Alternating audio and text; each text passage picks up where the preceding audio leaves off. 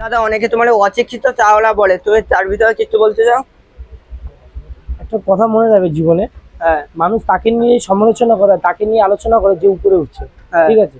যে বদনাম কামায় সেই উপরে ওঠে। হ্যাঁ। এটি সাইড আছে। তোমার কটা বিস্কুট ছিল? 4টে বিস্কুট ছিল, 38 টাকা।